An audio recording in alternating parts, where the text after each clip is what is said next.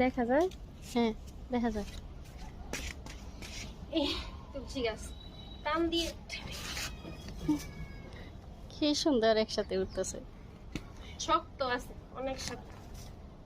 পরে মাটিগুলো কাজে লাগাই দিবেন, মানে এই জ্বরগুলা আলাদা আলাদা বের করে ওইগুলা আবার দিবেন। একদম হুম, একদম অনেক সুন্দর হচ্ছে। হ্যাঁ, এটা দেখেন লাঠি দিয়ে বাড়ি দেন। দেখা যায় মানে হ্যাঁ দেখা যায়।